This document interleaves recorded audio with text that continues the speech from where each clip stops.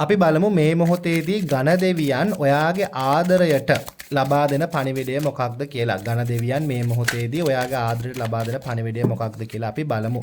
ඕම් ගණේශාය නමः. හරි. ගයිඩන්ස් බලන්න මෙතනදී ඝන දෙවියන් ඔයාට කියනවා සියලුම දෙවිවරු වන්දනාමාන කරන්න කියලා. බලන්න විෂ්ණු දෙවියෝ ඉන්නවා, ශිව දෙවියෝ ඉන්නවා, බ්‍රහ්ම දෙවියෝ ඉන්නවා. ඒ කියන්නේ මුළු විශ්වයම කියන එක තමයි මෙතනින් අදහස් කරන්නේ. ඔයාට ඔයාගේ ආදරයේ තියෙන සියලු ගැටලුකාරී ස්වභාවයන් දුරස් කර ගැනීම සඳහා මේ current situation එකේදී සියලුම දෙවිවරු වන්දනාමාන කිරීම වැදගත් කියන එක දෙවියන් විසින් පෙන්වුම් කරලා දෙනවා. ඔයාට මේ ලබා දෙන ගයිඩන්ස් එක මාර්ග උපදේශනය ඔයා පිළිපැද්දොත් ඔයාට අනිවාර්යෙන්ම බොහෝ සෙයින් ඔයාගේ තියෙන ප්‍රශ්න විසඳ ගන්නට පුළුවන්. දැන් ඔයා හිතයි කොහොමද අපි මේ සියලු දෙවිවරු වන්දනා කරන්නේ? ලොකු දෙයක් නෑ.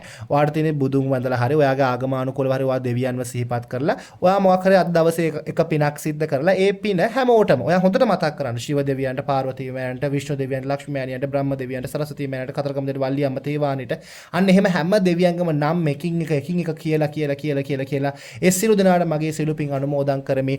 මගේ ආදර ජීවිතේ තියෙන සියලු ගැටලුකාරී ස්වභාවයන්, ප්‍රශ්නකාරී ස්වභාවයන් දුරු කර ගැනීමට සියලු දෙවියෝ මාහට පිහිට වේවා. මගේ පිනම මට උපකාරයක් වේවා කියලා ප්‍රාර්ථනා කරන්න.